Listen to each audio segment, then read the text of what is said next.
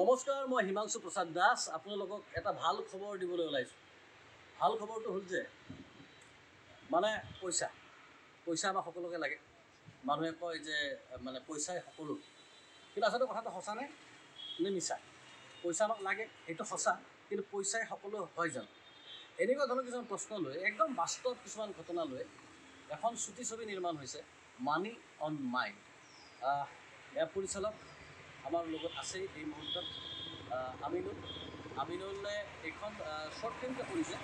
চিনেমাখনৰ কিছু অংশ চোৱাৰ সুযোগ পালোঁ আৰু চিনেমাখন চাই মই বাৰে বাৰে তাক সুধিছোঁ যে কেমেৰা কোনে কৰিছে, এডিটিং কোনে কৰিছে, গোটেই পাৰফৰ্মেঞ্চ এক্টৰ যি ধৰণে এক্টিং কৰিছে গোটেইবিলাক সঁচাকৈ এটা প্ৰফেশ্যনেল কাম, এটা খুব ধুনীয়া কাম এটা হৈছে। আৰু এতিয়া গোটেই চিনেমাখন চোৱাৰ কাৰণে মই অপেক্ষা কৰি আছোঁ।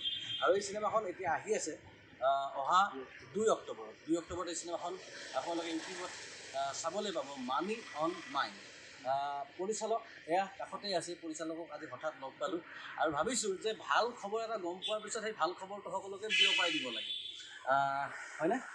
মানে এই আৰু তুমি কৈছা যে এই চিনেমাখনত তোমালোকৰ অঞ্চলৰ গোটেই মানুহ, গোটেই আমাৰ গাঁৱৰ মানুহ, আমাৰ কলেজৰ মানুহ, মই ফুটকামৰূপ কলেজৰ পৰা পঢ়া বাৰটা চাৰিআলি, এই গোটেইখিনি মানুহ ডাইৰেক্টলি বা ইনডাইৰেক্টলি জড়িত হৈছে। কাৰণ গাঁৱৰ মানুহখিনি যদি ছাপোৰ্ট নাপাব বা মোৰ ফেমিলি যদি ছাপোৰ্ট নাপাওঁ, তেনেকৈ গাঁৱত এখন চিনেমা সম্পূৰ্ণ কৰাটো সহজ কথা নহয়। তাত বিভিন্ন ধৰণৰ পইচাৰ পাতিৰ পৰাই, আৰ্টিষ্টৰ পৰা, বিজনেছৰ পৰা বহুত কথা থাকে।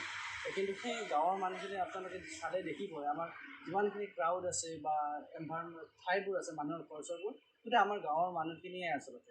এইটো খুব ভাল কথা, কাৰণ এনেকৈ নিৰ্মাণ কৰা চিনেমাবিলাকত যদি ৰাইজৰ সহায় নাথাকে তেতিয়াহ'লে চিনেমা নিৰ্মাণ কৰা কেতিয়াও সম্ভৱ নহয়। কিয়নো লাখ লাখ কোটি কোটি টকা লৈ যিটোকে আমি চিনেমা নিৰ্মাণ কৰাৰ সুযোগ পোৱা নাই। গতিকে আমাৰ কাৰণে আচল সাহস ৰাইজ। আৰু ভাল লাগিছে এই ছাবজেক্টটো, সেইকাৰণে ইজি মানি যাক আমি সকলোৱে কৈ থাকোঁ।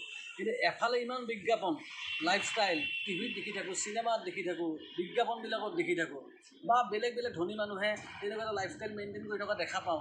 বা মধ্যবিত্ত বা নিম্ন মধ্যবিত্ত বা দুখীয়া শ্ৰেণীৰ যিসকল লোক, তেওঁলোকৰো মন যায়। কিয় মন নাযাব? কোনোবাই ধুনীয়া ষ্টাইলত দামী ৰেষ্টুৰেণ্টত কিবা খাইছে, খাই আকৌ ফেচবুকত ফটো এখন দিছে, আমি ফেচবুকত চাইছোঁ, আমাৰ কি মন নাযাব নেকি যে তেনেকুৱা ৰেষ্টুৰেণ্টত গৈ খাওঁ, হয়নে? কোনোবাই খুব ষ্টাইলিছ গাড়ী এখন চলাইছে, আমাৰ মন নাযাব নেকি যায়? কিন্তু সেই মন যোৱাটো পূৰণ কৰিব যাওঁতে কেতিয়াবা আমি মানে অপৰাধ কৰিব লগা হয়।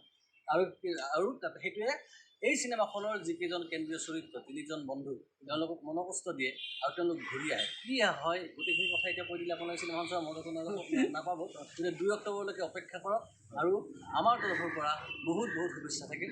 আৰু আমি আশা কৰিম তেওঁলোকে ইখনৰ পিছত ইখন চিনেমা নিৰ্মাণ কৰি যাব। বহুত ধন্যবাদ। জীৱন জিন্দাবাদ।